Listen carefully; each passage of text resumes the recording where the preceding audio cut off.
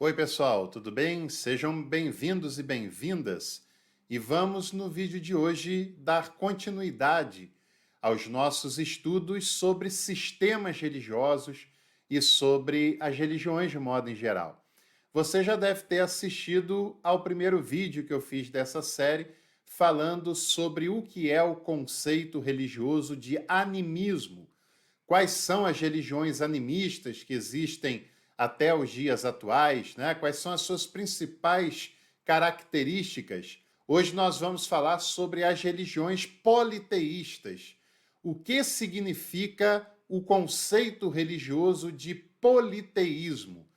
É um conceito importante para o estudo da religião, é um conceito histórico, mas é um conceito que ainda tem a sua importância, porque nós ainda temos religiões que têm como princípio central das suas práticas e reflexões a ideia do politeísmo. Então, é importante que a gente analise a história das religiões que começam mais ou menos há 25 a 30 mil anos de história, que a gente saiba também que o monoteísmo é um sistema religioso relativamente jovem no meio dessa história toda. Se nós estamos falando de uma história de 25 a 30 mil anos, o cristianismo tem 2.000 anos, no caso, o monoteísmo cristão. O monoteísmo islâmico é ainda mais jovem. E mesmo o monoteísmo judaico, que é o mais antigo dos monoteísmos, tem apenas uma fração da história das religiões. Os especialistas concordam que o primeiro sistema majoritário de pensamento religioso era o animismo e que, com o decorrer do tempo, com o decorrer da história e com a sedentarização das sociedades humanas, logo esse conceito vai caminhar para a ideia de politeísmo. É claro que esse conceito ele surge, mas não elimina o conceito anterior. O animismo continua existindo até hoje. Como também, quando surge outra alternativa ao politeísmo, não significa que esse sistema anteriormente majoritário foi eliminado, né? Mas há uma reconfiguração nesse sistema religioso. Primeira coisa que todo mundo sabe é que politeísmo, pelo menos em tese, significa a crença na existência de vários deuses. A crença de que existem várias divindades na construção da religião como conhecemos, né? Então, uma pessoa que é politeísta, que acredita no politeísmo, ela tem como principal característica a ideia de crer que existem vários deuses. Ah, mas ela escolhe um desses deuses para servir. Não, ela reconhece a existência de vários deuses e, em maior ou menor grau, ela se relaciona com várias dessas divindades. Aquela ideia de que a pessoa escolhe um Deus e esse Deus não é uma escolha apenas, claro, mas é um contexto, provavelmente ligado à tribo da qual ela faz parte, à localidade, à família onde moram, né? E ela vai considerar que há uma dessas divindades superior, mas esse é um outro conceito religioso, que é a ideia do enoteísmo, ou de monolatria. E se você quiser saber o que é o enoteísmo, escreva aqui embaixo nos comentários a palavra enoteísmo com H, que se a gente tiver uma quantidade de comentários, eu gravo um vídeo falando sobre isso e vou lhe dar uma dica. Vale a pena você saber sobre isso, porque na Bíblia, a religião do povo de Israel, ela foi durante grande parte do Antigo Testamento uma religião enoteísta, antes de se tornar monoteísta, como alguns sabem, né? E muitas pessoas acham que Israel sempre foi monoteísta, mas isso não se sustenta. Bom, no politeísmo, como eu falei, poli significa no grego vários e teísmo significa a crença em divindade. Mono, uma divindade. crença em uma única divindade. Politeísmo, crença em várias divindades, em vários deuses. E no politeísmo, os deuses, eles já têm características e eles já têm funções específicas. É como se houvesse uma divisão na força de trabalho dos deuses e cada deus é responsável por alguma atividade. Você tem o deus responsável pelo fogo, o deus responsável pelos mares, o deus responsável pela guerra, o deus responsável pelo plantio, pela colheita, pela prosperidade, e assim sucessivamente. E é claro, se você está navegando, te interessa pedir as bênçãos da divindade dos oceanos. Se você está plantando, te interessa pedir o favor da divindade da colheita. Se você está formando uma nova família, te interessa pedir as bênçãos da divindade das famílias. E assim sucessivamente. Então, os adoradores, os adeptos, os fiéis, eles buscam o favor desses deuses de acordo com o contexto que eles estão vivendo, de acordo com a realidade pelas quais eles estão passando.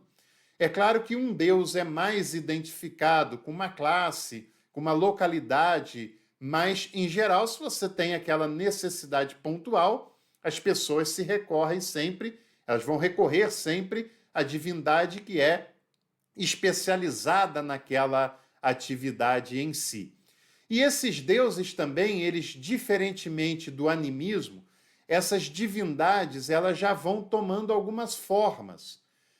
Por exemplo, nas religiões gregas e romanas, essas divindades elas tinham um certo hibridismo entre seres divinos e seres humanos, né? Tinham características físicas, características de atuação parecidas com coisas, com atuações humanas, ou parecidas com aspectos humanos, e também com atividades divinas, porque faziam coisas que os seres humanos comuns não conseguiam fazer.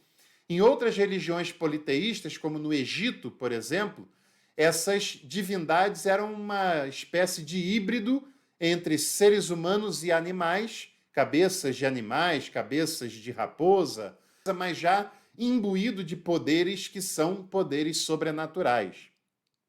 As relações também desses adoradores das divindades, como eu disse, têm a ver com a localidade, com a utilidade que essas divindades possuem, tem a ver com as suas profissões. Se uma pessoa ela é um ferreiro, ela provavelmente tem uma divindade que cuida dos ferreiros, que ajuda os ferreiros, que dá qualidades fora do comum para os ferreiros, e ela, sem dúvida, vai buscar também o apoio dessa divindade dos ferreiros. E os seguidores, né, os seres humanos, eles tinham uma relação de barganha com essas divindades. Por exemplo, se estava no período de plantar, no período de colher, e não tinha chovido o suficiente, e a terra estava seca, logo os seres humanos atribuíam isso a um castigo dos deuses.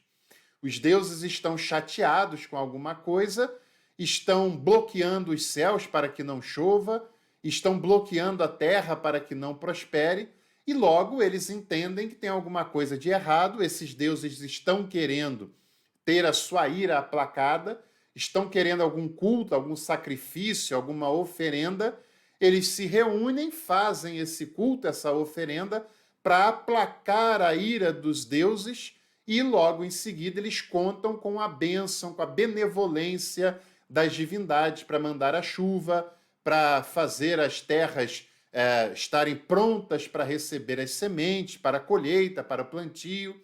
E aí isso vai se manifestando nas mais diversas áreas que circulam aquela sociedade.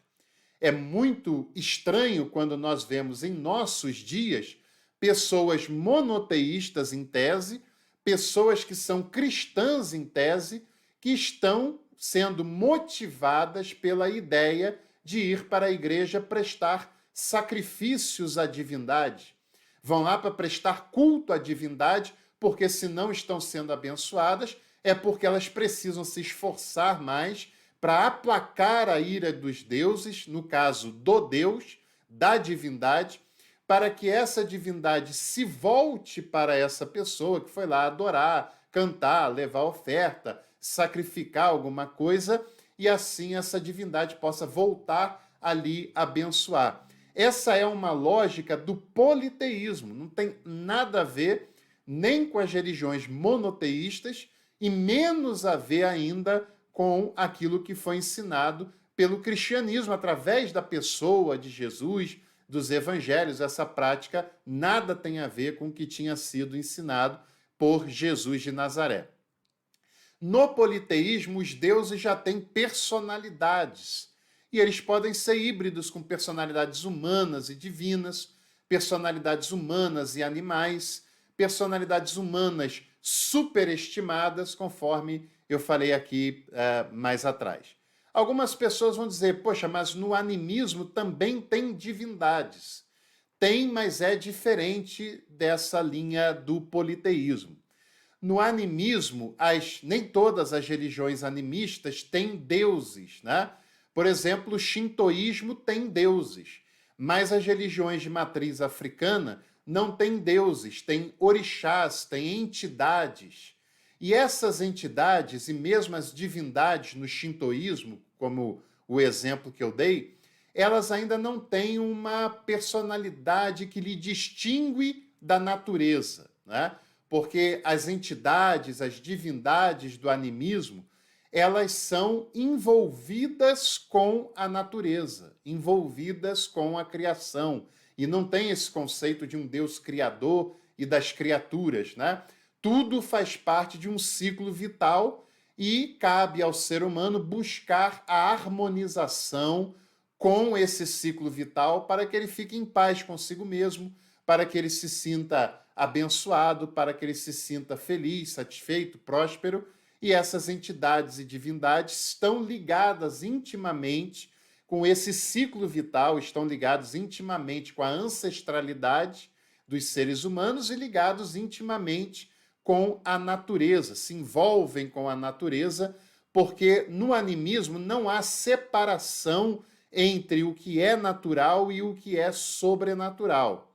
E aqui nós temos a principal diferença para o politeísmo, porque no politeísmo essas divindades já se distinguem da natureza, já não são parte envolvidas na natureza. Eles até podem ter algum controle sobre a natureza, eles podem até ter poderes sobre a natureza, como o Deus dos mares, o Deus do fogo, o Deus das florestas, mas eles não são exatamente uma extensão dessa natureza, já tem personalidade, já podem ser materializados com imagens. E outra coisa também interessante é que no politeísmo nós já temos uma separação entre o que é natural e entre o que é sobrenatural. E geralmente as divindades politeístas, elas já habitam um outro plano, um outro lugar, já habitam a sobrenaturalidade, já tem poderes que vão muito além do que é a natureza, já tem poderes sobrenaturais, né? Então, isso se distingue dos animistas, onde as divindades estão envolvidas no próprio ciclo vital, na própria natureza, e não há essa personificação tão distinguida quanto já há no politeísmo. E um outro detalhe também interessante é que no politeísmo já tem um culto organizado, não é mais uma expressão espontânea de harmonização com a natureza, de busca pela integração com a natureza, mas no politeísmo o culto ele já é organizado, já tem uma certa liturgia, já tem um certo calendário litúrgico a ser cumprido e já tem um sacerdócio institucionalizado. Já tem os sacerdotes e sacerdotisas, por exemplo, de Hermes, de Poseidon, né, na religião grega, de Mercúrio na religião romana, e assim por diante, das divindades dos egípcios, né, de Ra, as divindades, por exemplo, o sacerdócio de Shiva na religião hindu, e assim sucessivamente, o que a gente não via ainda lá no animismo. Tinha o xamã, tinha os sábios, mas ainda não tem esse sacerdócio já institucionalizado, pré-definido. e assim por diante. Então, os exemplos históricos de politeísmo, nós podemos citar as religiões romanas, até da época de Jesus, por exemplo, a religião grega, né, da mitologia grega, as divindades, até que surge a filosofia e o pensamento passa a ser científico e não mais um pensamento mítico como era até então. E atualmente o maior exemplo de religiões politeístas é o hinduísmo, uma religião extremamente importante, a religião majoritária da Índia, que é o país mais populoso de todo o mundo, então é uma religião que chega perto da casa de 1 bilhão de adeptos, né, de 1 bilhão de seguidores. Há uma tríade principal, porque isso também acontece em religiões politeístas, né, de ter uma certa hierarquia entre as divindades. No caso do hinduísmo, a tríade principal é Brahma, Shiva e Vishnu, e tem outras divindades com maior ou menor importância, maior ou menor popularidade, mas hoje, sem dúvida, o principal exemplo de religião politeísta é o hinduísmo, que é, sem dúvida nenhuma, uma das 4 maiores, uma das 4 mais com maior número de adeptos de todo o planeta. Vem o cristianismo, vem o islamismo e logo depois já vem o hinduísmo, né? A terceira maior religião de todo o mundo nos dias atuais.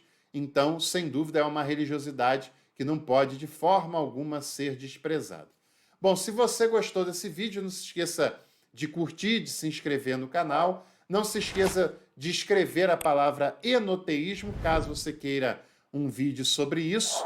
E outra coisa, um detalhe importante, uma dica, Introdução à Teologia das Religiões, do Paul Kneiter, da editora Paulinas. É um tema de diálogo da teologia cristã com as religiões, vale a pena você conferir.